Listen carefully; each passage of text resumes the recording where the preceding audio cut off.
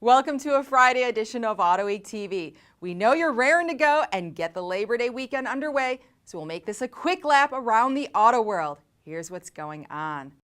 Audi will use the Frankfurt Motor Show as the stage for a rebirth of the A2 small car.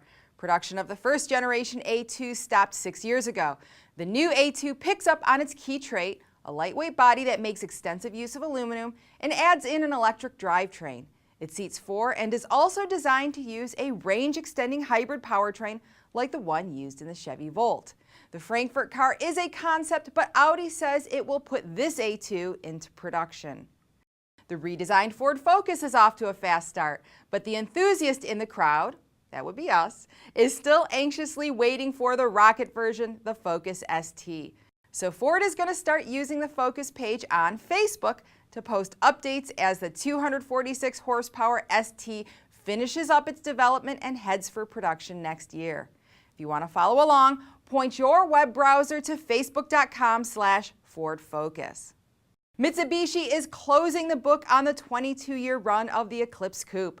Production has ended at the assembly plant in Illinois, and the last Eclipse built will be auctioned off for charity.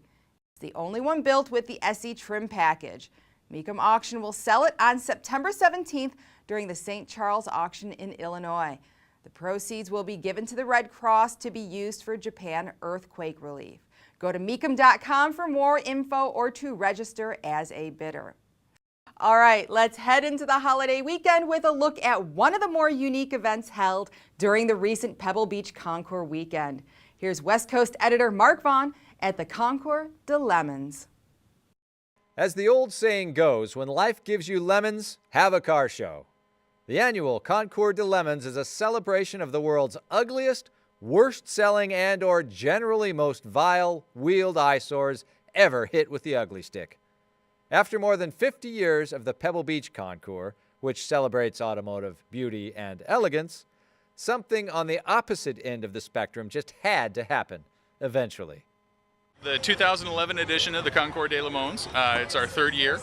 We moved in a little closer to town today and opened it up to spectators for free, so they're getting exactly what they paid for. They're getting a fabulous show of really bad cars, and we have quite a selection on the field today. This was the third Concours d'LeMons, a celebration of road-going repugnance unmatched among the world's great concours.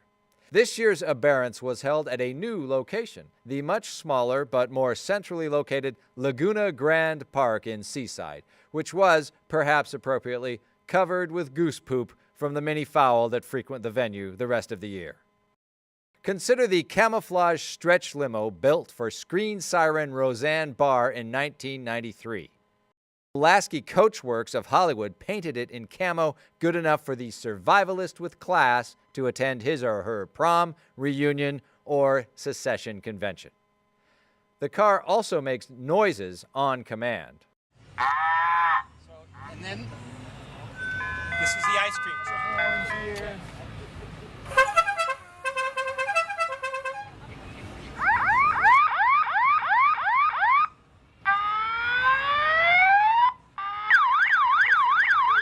That's it.